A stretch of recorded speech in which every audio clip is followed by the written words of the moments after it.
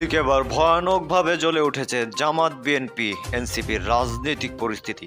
তারেক রহমানকে এবার মোনাফিক শয়তান বলে ঘোষণা করেছে এনসিপি নেতা নাহিদ ইসলাম। এমন বক্তব্য দেওয়ার পরই রণক্ষেত্র উত্তর ঢাকার রাজপথ, জামাত বিএনপি কঠিন মারামারি, হাতাহাতি, ধাওয়া পাল্টা ধাওয়া। গণ অভ্যুত্থানে একজন কবি লিখেছিলেন যে তোমরা হয়তো যাইবা ভুলে খনি হাসিনার ইতিহাস, সেই মায় রাখবো মনে যে সুইসে পোলার লাশ। কারণ যার সন্তান গিয়েছে, মারা গিয়েছে, শহীদ হয়েছে, যার ভাই, যার পিতা, যার মাতা, যার বোন আহত হয়েছে, এই দেশের জন্য আমরা জানি সবচেয়ে বেশি কষ্টটা তার।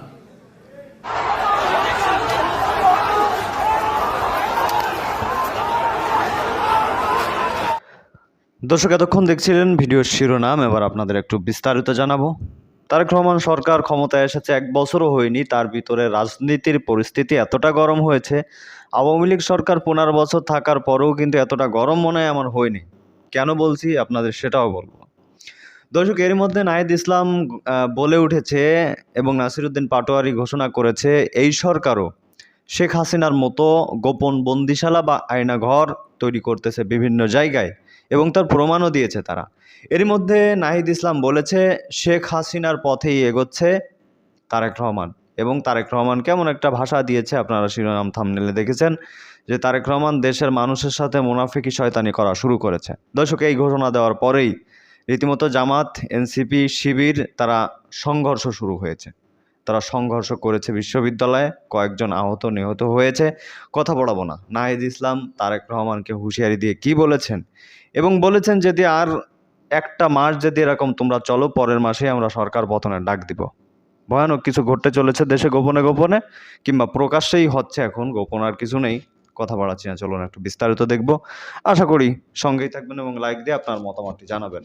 তো দর্শক, চলুন দেখে আসা যাক। গণ অভ্যুত্থানে একজন কবি লিখেছিলেন যে তোমরা হয়তো যাইবা ভুলে খনি হাসিনার ইতিহাস, সেই মায় রাখবো মনে যে সুইসে পোলার লাশ। কারণ যার সন্তান গিয়েছে, মারা গিয়েছে, শহীদ হয়েছে, যার ভাই, যার পিতা, যার মাতা, যার বোন আহত হয়েছে, এই দেশের জন্য আমরা জানি সবচেয়ে বেশি কষ্টটা তার।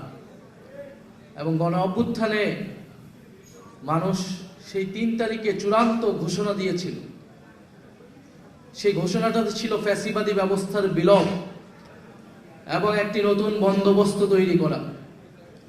এটা অনেকে ভুলে যায় যে আমরা কেবল শেখ হাসিনার পদত্যাগ ঘোষণা করি নাই, অনেকেই শেখ হাসিনার পদত্যাগ ঘোষণা করেছিল, আরো আগের থেকে ঘোষণা করে আসছিল। কিন্তু আমাদের ঘোষণাটা ছিল শেখ হাসিনার পতন এবং এই যে ফ্যাসিবাদী ব্যবস্থা, যেই ব্যবস্থার মধ্যে দিয়ে এই গুম, খুন, গণহত্যা এবং অর্থনৈতিক লুটপাট, দুর্নীতি হয়েছে, এই পুরো রাষ্ট্র কাঠামোটার পরিবর্তন, এমন একটা বন্দোবস্ত তৈরি করা যেখানে ফ্যাসিবাদ এবং স্বৈরতন্ত্র, স্বৈরাচার আর কখনোই ফিরে আসতে পারবে না। কিন্তু কারো কারো দাবি ছিল শুধু শেখ হাসিনার পদত্যাগ এবং সেই পদে নিজেদেরকে আসীন করা। আজকে তারা সেই ক্ষমতায় আসীন আছে। ফলে 1 দফার আংশিক দাবি অর্জিত হয়েছে, পুরোটা দাবি অর্জিত হয়নি। এবং এই পুরোটা দাবি অর্জিত না হওয়ার পিছনে দুঃখজনকভাবে যারা আমাদের সেই সময় সাথে ছিল তারাই সবচেয়ে বেশি বিরোধিতা করেছে। যারা আজকে জুলাই সনদ বাস্তবায়ন করছে না, যারা আজকে গণভোটের গণরায় বাস্তবায়ন করছে না, তারা শহীদ মিনারের সেই 1 দফার ঘোষণা সেই দিন সেটাকে আংশিকভাবে সমর্থন করেছিল, কিন্তু তারা পরবর্তীতে সেটার সাথে বিদ্রোহ করেছে। যদি 1 দফা সম্পূর্ণভাবে অর্জিত হতো, সম্পূর্ণভাবে বাস্তবায়িত হতো, তাহলে আজকে 2 বছর পরে এসে কিশোর আলিফের চোখ যেত না। আজকে পুলিশ আবার দলীয়করণ হতো না, আজকে আমলাতন্ত্র আবার দলীয়করণ হতো না, আজকে আবারও চাঁদাবাজি, দুর্নীতি, সন্ত্রাসে সারা দেশ ছেয়ে যেত না। আমরা দেখছি মানুষের চুলায় এখন গ্যাস নাই, গ্রামে গ্রামে বিদ্যুৎ নাই, ঘরে ঘরে কোনো চাকরি নাই, দেশে একটা নতুন হাহাকার দেখতে পাচ্ছি।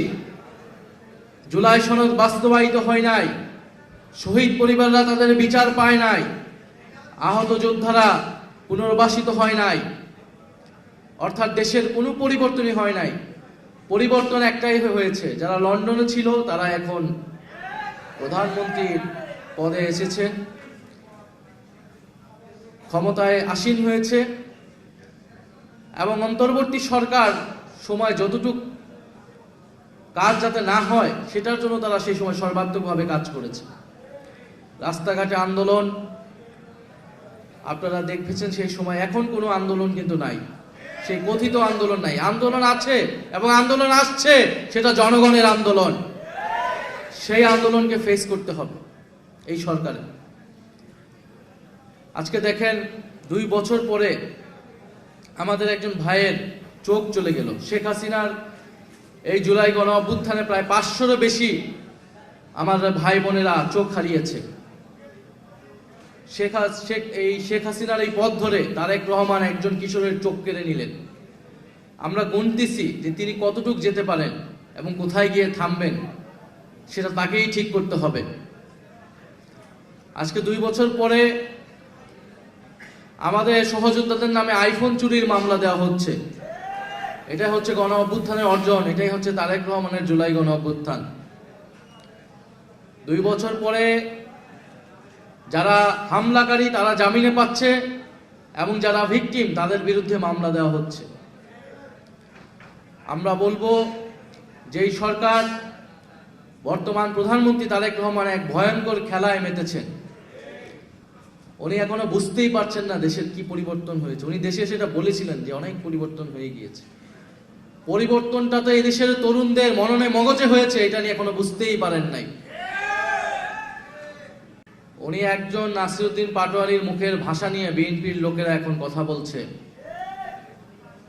অথচ গত 16 বছর সংসদে দাঁড়ায় কথা বলতে পারে নাই। এরকম অপমান, অসভ্য গালিগালাজ তাদেরকে করেছিল। সেই সময় নির্যাতিত হয়েছিল, নিপীড়িত হয়েছিল, কোথাও মাথা উঁচু করে কথা বলতে পারে নাই।